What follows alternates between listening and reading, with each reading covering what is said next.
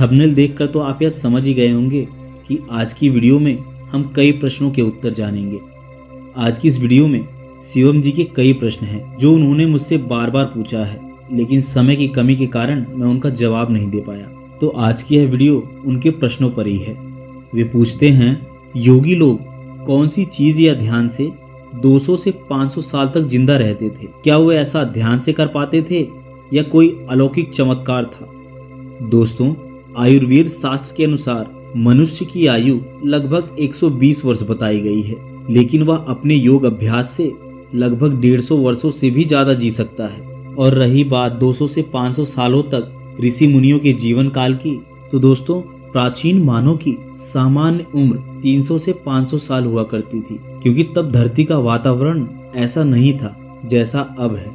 लेकिन फिर भी इस समय यदि व्यक्ति चाहे तो वो भी अपनी आयु को बढ़ा सकता है, यदि वह अपने सांसों पर संयम पाले। सांसों पर कंट्रोल करके व्यक्ति न केवल अपनी आयु को बढ़ा सकता है, बल्कि एक दूसरे आयाम का भी सफर बड़ी आसानी से कर सकता है।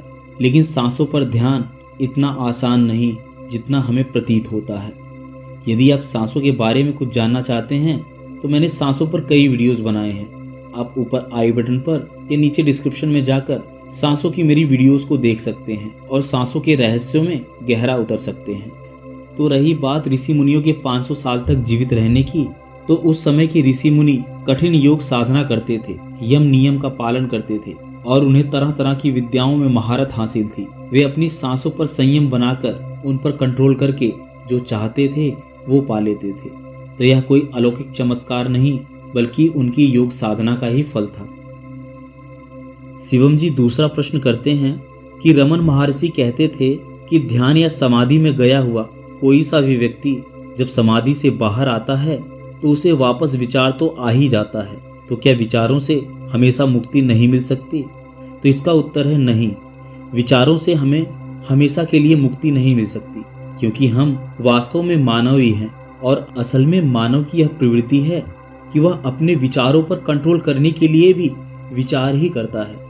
जब वह यह कहता है कि मैंने अपने विचारों पर कंट्रोल कर लिया है, मैंने अपने विचारों पर मुक्ति पा ली है, तभी उस व्यक्ति के भीतर एक नया विचार जन्म ले लेता है। इसीलिए किसी साधक या किसी का यह कहना उसने विचारों पर विजय पा ली है, तो या तो वह झूठ बोल रहा है या फिर वह विचारों में इतना जकड़ गया है कि विचारों ने उसके लिए एक भ्रम क्रिएट कर दिया है, उसके लिए एक भ्रम की स्थिति पैदा कर दी है, जिसके कारण वह यह कह रहा है कि वह विचारों से मुक्त हो गया है। यानी यह कहना कि आप विचारों से मुक्त हो गए हैं एक नए विचार के जन्म का कारण है।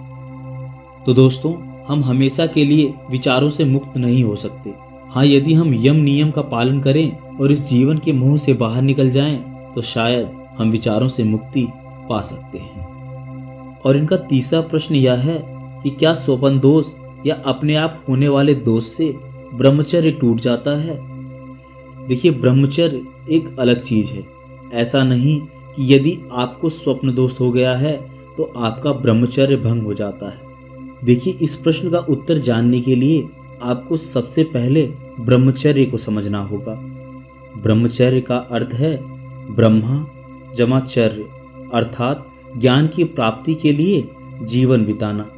ब्रह्मचर्य योग के आधारभूत स्तंभों में से एक है। ब्रह्मचर्य का अर्थ होता है सात्विक जीवन बिताना और हमेशा शुभ विचारों के बारे में सोचना, भगवान का ध्यान करना और विद्या ग्रहण करना।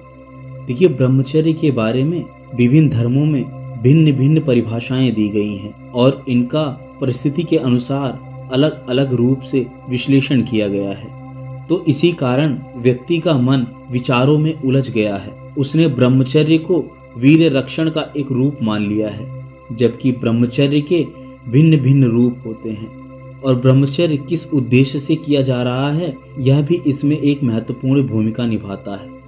केवल एक स्वप्न दोष या अन्य किसी दोष के कारण आपका ब्रह्मचर्य कभी भंग नहीं होता है। यदि आप ब्रह्मचर्य का पालन कर रहे हैं लेकिन आपके विचार कुंठित हैं, आप अपने विचारों में तरह तरह की कुंठाएं भरे हुए हैं और उसके बाद भी गहन विचार विमर्श और जबरदस्ती ब्रह्मचर्य का पालन कर रहे हैं, तो इस प्रकार ब्रह्मचर्य का कोई भी महत्व नहीं है। यदि आप ब्रह्मचर्य का पालन ही करना चाहते हैं तो सबसे पहले आप अपने विचारों की शुद्धि कीजिए। विचारों की शुद्धि के पश्चात ही कोई व्यक्ति ब्रह्मचर्य के पालन के लिए तैयार होता है। केवल मन में यह निर्णय लेने से कि मैं ब्रह्मचर्य का पालन करना चाहता हूँ और आप जबरदस्ती ब्रह्मचर्य की साधना में लीन हो जाते हैं तो उस ब्रह्मचर्य का आपके जीवन में कोई स्थान नहीं है। आप सबसे पहले ब्रह्मचर्य को अच्छे से समझिए। यदि आप ब्रह्मचर्य को समझना चाहते हैं तो मेरे ब्रह्मचर्य पर मैंने कई वीडियोस अपलोड की हैं, आप उन्हें डिस्क्रिप्शन में या आई बटन में जाकर देख सकते हैं। दोस्तों, आज के इस आधुनिक युग में व्यक्ति इतना फ्रस्ट्रेटेड है, इतना परेशान है कि अब उसे इस समाज में कोई रस नजर नहीं आता। इसी कारण अधिकतर लोग आध्यात्म की तरफ भाग रहे हैं, लेकिन सीधा बिना विचार किए आध्यात्म की तरफ भागना भी एक प्रकार की अंधभक्ति है और आप बिना आध्यात्म को समझे आध्यात्मिक नहीं हो सकते।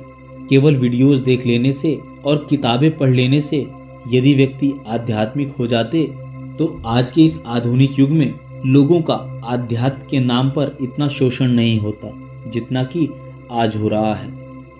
न जाने कितने ही संस्थान आध्यात्म का पेटेंट लिए बैठे हैं और अपनी तरह तरह की विधियों से लोगों को मूर्ख बना रहे हैं और वह लोगों को लालच दे रहे हैं कि वे 1 या 2 महीने में उन्हें आध्यात्मिक कर देंगे, जबकि ऐसे आध्यात्म का कोई फायदा नहीं जब तक आपके अंतःमन से यह आवाज़ ना आए कि आप आध्यात्मिक हो चले हैं, आपका रुझान आध्यात्म के प्रति हो गया है। तब तक कितनी ही बुक पढ़ लीजिए, कितनी ही वीडियोस देख लीजिए, न जाने कितने ही संस्थानों के सब्सक्रिप्शन ले लीजिए, इसका कोई बेनिफिट नहीं है। सर्वप्रथम आप अपनी सांसों पर कंट्रोल करिए, उसे एक समन्वय तरीके से कंट्रोल करिए। आपके जीवन में विभिन्न परिवर्तन आएंगे और जब आपके जीवन में कुछ परिवर्तन आए तभी आप कोई ध्यान साधना करिए। आशा करता हूँ आपको मेरे द्वारा दी गई जानकारी कुछ समझ में आई होगी।